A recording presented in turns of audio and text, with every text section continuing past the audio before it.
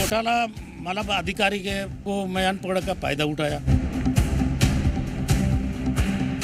अधिकारी लोग मेरा अनपढ़ होने का लाभ उठाया।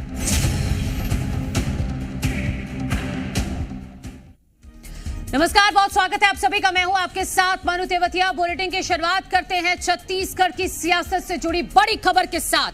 पूर्व आबकारी मंत्री कवासी लखमा ने प्रदेश के चर्चित शराब घोटाले को लेकर बड़ा खुलासा किया है। कवासी लखमा ने कहा है कि इस घोटाले का मास्टरमाइंड एपी त्रिपाठी है। ये घोटाला सब अधिकारियों का किया धरा है, इसमें उनका कोई लेना देना नहीं है। अधिकारियों ने उनके अनपढ़ होने का फायदा उठाया। घोटाला मतलब अधिकारी के जो त्रिपाठी है वो मास्टरमाइंड है। मेरा अरुण प्रसाद त्रिपाठी, तो मेरे को मैं अनपढ़ का फायदा उठाया, दुरुपयोग किया, तो अधिकारी का घोटाला है। अधिकारी लोग मेरा अनपढ़ होने का लाभ उठाए। मेरा इसमें कोई रोल नहीं है। अभी जहाँ भी पकड़ रहे हैं, जहाँ भी जा रहे हैं।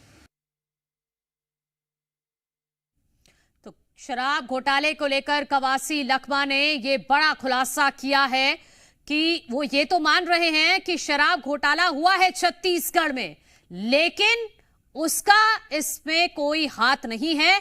अधिकारियों ने घोटाला किया है और एपी त्रिपाठी को मास्टरमाइंड बताया है कवासी लखमा ने।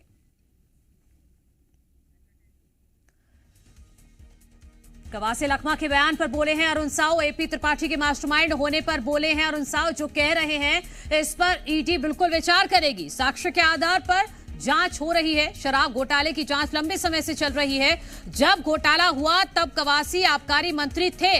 जांच आगे बढ़ रही है। ये राजनीति का हिस्सा नहीं है, ये भी अरुण साव ने साफ किया है। पूरा देश और दुनिया जानता है कि शराब घोटाले की जांच लंबे समय से चल रही है और जांच लगातार आगे बढ़ रहा है। और ये भी इस बात से भी इनकार नहीं किया जा सकता कि जिस दौरान ये शराब घोटाले हुए हैं उस दौरान कवासी लखमा प्रदेश के आबकारी मंत्री थे और इसलिए जो साक्ष्य आए होंगे उसके आधार पर ईडी ने पूछताछ की है। ये किसी राजनीति का हिस्सा नहीं है, किसी राजनीतिक कारण से नहीं हुआ है, ये जांच के फर्दर प्रक्रिया का हिस्सा है। वहीं ईडी की कार्रवाई पर बरसे बैच। पीसीसी चीफ दीपक बैच का बयान आया है। चुनाव नजदीक आते ही ईडी की कार्रवाई विपक्षी नेताओं को डराने का काम करती है भारतीय जनता पार्टी। हमेशा चुनाव के वक्त ही क्यों कार्रवाई होती है? हार की बौखलाहट और डर से कार्रवाई कर रही है बीजेपी, ये आरोप लगाया है दीपक बैच ने। ईडी की कार्रवाई के बाद ये बड़ा आरोप लगाया गया है पीसीसी चीफ दीपक बैच की तरफ से। उन्होंने टाइमिंग को लेकर सवाल उठाया है कि अब नगरीय निकाय और पंचायत चुनाव आने वाले हैं, इसी वजह से भारतीय जनता पार्टी इस तरह से ये छापेमार कार्रवाई करवा रही है, ये आरोप लगाया है। देखिए, अब क्या कहा है क्या नहीं कहा है, अब न आपके पास है ना मेरे पास है, हमारे पास है। लेकिन कि चुनाव में कहीं न कहीं भारतीय जनता पार्टी का डर स्पष्ट दिख रहा है और इसी का नतीजा है कि कांग्रेस नेताओं को हमेशा चुनाव के वक्त ही क्यों, चुनाव में कहीं न कहीं हार की बौखलाहट और डर की वजह से इस तरह की कार्रवाई की जा रही है। तो दीपक बैच ने ये बड़ा आरोप लगाया है कि जैसे ही चुनाव नजदीक आते हैं ईडी की कार्रवाई शुरू हो जाती है।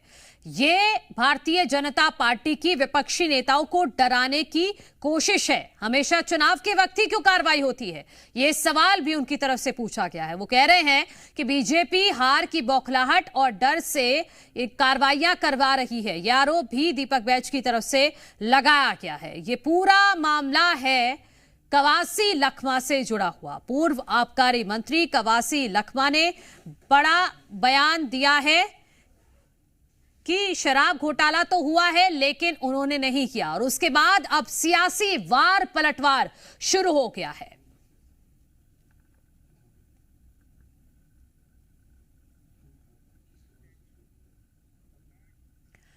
तो ईडी की कार्रवाई के बाद लखमा का क्या बयान आया है, पहले आप वो देखिए। छापेमारी पूरी तरह से राजनीति से प्रेरित है। मेरे पास केवल 4 एकड़ जमीन है।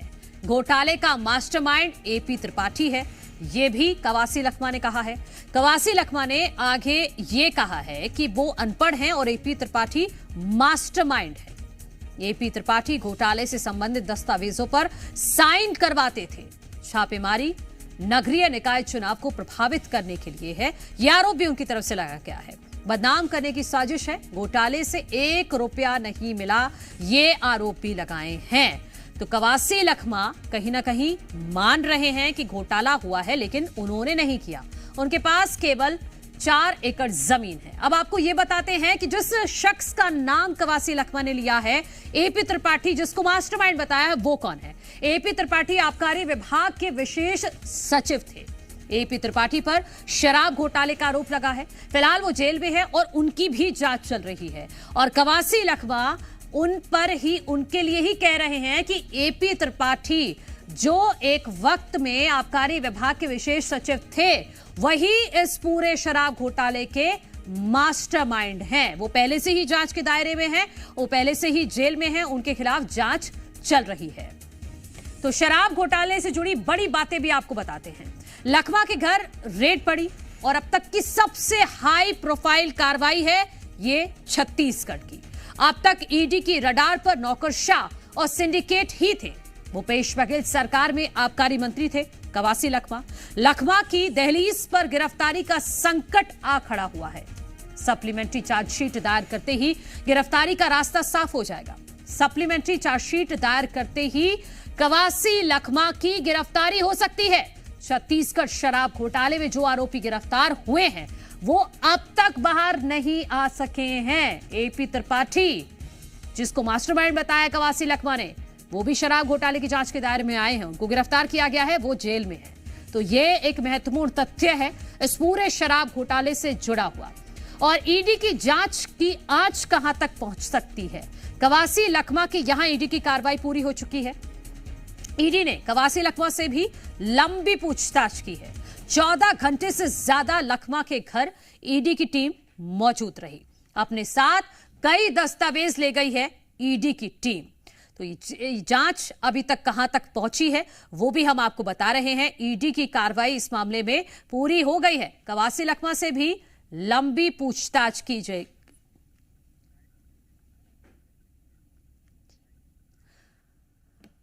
हमारे सहयोगी सुकमा से रंजीत और रायपुर से एसोसिएट एडिटर रुपेश हमारे साथ जुड़ गए हैं। रुपेश, पहले मैं आपका ही रुख करना चाहूंगी क्योंकि कवासी लखमा ने मीडिया के सामने आकर स्वीकार तो किया कि घोटाला हुआ, लेकिन अब सवाल यह है कि कवासी लखमा ने माना कि घोटाला हुआ है, तो क्या उनके मान लेने से और उनके ये कह देने से कि वो अनपढ़ हैं, उनको नहीं पता अधिकारियों ने किस फाइल पर साइन करवा लिए, वो जांच के दायरे से हट जाते हैं?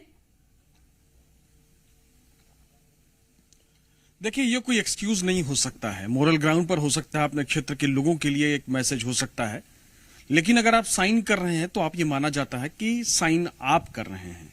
दूसरी चीज कि कोर्ट में ये मामला कितना टिकेगा, लखमा की ये दलील कितनी काम आएगी, और लखमा का जो केस है वो कोर्ट में कहां तक पहुंचेगा भी कि नहीं पहुंचेगा, ऐसे बहुत सारे सवाल हैं जिसका जवाब भविष्य के गर्त में है। लेकिन बड़ा सवाल यह है कि आज अगर बात की जाए तो लखमा का यह बयान जाहिर तौर पे बचने की कवायद के तौर पे दिखा जा रहा है। लखमा ने कहा कि घोटाला त्रिपाठी ने किया है, तो सवाल खड़ा यह होता है कि जिस विभाग के मंत्री हैं उसके मातहत अगर कोई अधिकारी कर रहा है और उनको बहला फुसला रहा है, उनको मिसलीड कर रहा है और मंत्री को यह पता नहीं चलता है, और 5 साल तक अगर ऐसा होता रहा, 2 साल तक ऐसा होता रहा, तो सबसे बड़ा जो सवाल होता है वो काबिलियत का होता है। दूसरा बड़ा सवाल होता है, एक नई बहस उन्होंने शुरू कर दी है कि क्या किसी नई पढ़े लिखे व्यक्ति को मंत्री नहीं बनाया जा सकता इस बिना पर, क्योंकि आजादी के बाद ऐसे कई मंत्री बने हैं जिनके पास पढ़ाई लिखाई नहीं थी लेकिन उन्होंने बहुत अच्छे से सरकारें चलाई हैं और बड़े इनसे ज्यादा कद्दावर मंत्री रहे हैं। तो ऐसी स्थिति में इस बात को बचने के उपाय के अलावा कुछ और नहीं माना जा सकता। दूसरी चीज कि ईडी जो जांच कर रही है उस जांच में ये कोई बयान मायने ही नहीं रखता है और कहीं ना कहीं घोटाले में त्रिपाठी को, एसी त्रिपाठी को सामने ला करके, एपी त्रिपाठी को उन्होंने एक तरह से अपनी तब की सरकार को कटघरे में खड़ा कर दिया, जो सवाल उठा रही है कि यह पूरी तरह से फंसाने की साजिश है, बदनाम करने की साजिश है। आरोप तो वो भी लगा रहे हैं, लेकिन जो जस्टिफिकेशन दे रहे हैं उस जस्टिफिकेशन में दूसरों को कल्प्रिट बना रहे हैं। तो ये अपने आप में दिक्कत है कांग्रेस पार्टी के लिए। इसलिए जब दीपक बैच से हमने पूछा कि ये बताइए, कवासी लखमा तो ऐसा कह रहे हैं, तो उन्होंने वही जवाब दिया जो जवाब पार्टी की लाइन है, चुनाव से पहले ये कार्रवाई की जा रही है। क्या चुनाव को कवासी लखमा सेल्फ पोल कर गए और उन्हें पता ही नहीं चला?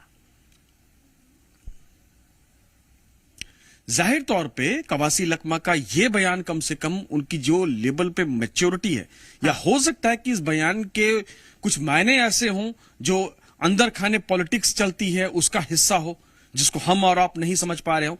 क्योंकि लखमा के बारे में इस प्रदेश के सबसे जो विद्वान पॉलिटिशियन कहे जाते थे, अजीत जोगी, उनका यह कहना है कि लखमा मजाक में कहा करते थे, लेकिन उनकी इंटेलिजेंसी से इतने ज्यादा वो प्रभावित थे कि वो कहते थे कि ये पढ़ा नहीं है। अगर सिर्फ ये 5वीं तक पढ़ा होता तो आप अंदाजा नहीं लगा सकते कि ये क्या करता। तो लखमा की इंटेलिजेंसी, उनकी इंटीग्रिटी को लेकर के कहीं कोई सवाल नहीं है। और ये जो बयान है वो किस तरह का बयान है, क्या ये पार्टी में जो इंटरनल सब कुछ ठीक नहीं चल रहा है कांग्रेस में, कहीं उसकी तरफ तो इशारा नहीं कर रहा है? ये सवाल उठना भी लाजमी है। लेकिन कुल मिलाकर के चूंकि कांग्रेस के मंत्री रहे हैं, कांग्रेस की सरकार के मंत्री रहे हैं, कांग्रेस पार्टी के सदस्य हैं, विधायक हैं, कद्दावर नेता हैं, तो कांग्रेस को तो जवाब देना ही होगा। बिल्कुल। हमारे सहयोगी रंजीत भी जुड़े हुए हैं सुकमा से। रंजीत, आपके पास क्या अपडेट है इस पूरे मामले को लेकर, ये बताइएगा।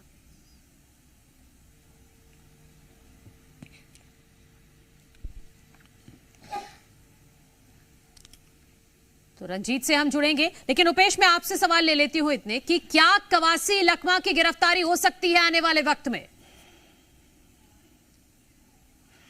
देखिए, ये कहना बहुत जल्दबाजी होगी, क्योंकि अभी ईडी ने यह भी नहीं बताया है कि क्या कुछ बरामदगी हुई है। जब भी कार्रवाई ईडी पूरी करती है तो एक पूरा बकायदा उनके एक्स पोस्ट पर रिलीज करती है, प्रेस रिलीज जारी करती है कि क्या कुछ उसने बरामद किया, क्या कुछ सीज किया है। यह जाहिर तौर पे बड़ा मामला है, लेकिन इससे पहले अमरजीत भगत से भी पूछताछ हो चुकी है।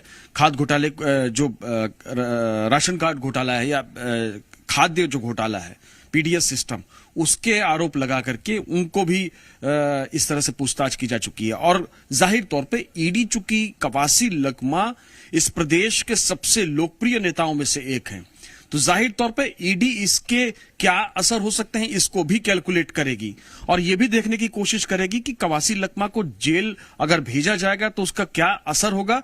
और दूसरी चीज कि क्या जेल भेजना जरूरी है, कोर्ट भी इस बात को संज्ञान में लेगा। क्योंकि ईडी की कार्रवाई एक तरफ है, दूसरा हमें यह भी नहीं भूलना चाहिए कि ईओडब्ल्यू भी इस मामले की जांच कर रही है, सीबीआई भी इस मामले की जांच कर रही है। तो जांच में इतने सारी एजेंसियां इसकी जांच कर रही हैं। और दूसरी चीज कि मामला, चूंकि इसको लेकर के बहुत सारे सुप्रीम कोर्ट के अपने रूलिंग्स हैं, बहुत सारे सुप्रीम कोर्ट के डिसीजंस हैं, जमानतें हैं, जिसके आधार पर कई ऐसे आधार हैं जिनके आधार पर जमानतें दी गई हैं। तो फिलहाल मुझे लगता है कि यह कहना बहुत ही जल्दबाजी होगी, क्योंकि कवासी लखमा इस पूछताछ के बाद ये बात कहते हुए पाए गए कि न उनके पास से 100 रुपए ईडी ने जब्त किए, न उनके पास कोई कागज मिला है। तो ये बयान भी देखना पड़ेगा। लेकिन हाँ, जाहिर तौर पे डेंट बहुत जबरदस्त हुआ है कांग्रेस पार्टी को। कांग्रेस पार्टी जो लगातार कह रही थी कि कोई स्कैम नहीं हुआ है, उस पर सवाल खुद उनकी पार्टी के कद्दावर नेता ने खड़ा कर दिया है। बिल्कुल, बहुत शुक्रिया रुपेश आपका तमाम जानकारी के लिए और तमाम पहलुओं को हमारे दर्शकों के सामने रखने के लिए इस घोटाले से जुड़े हुए।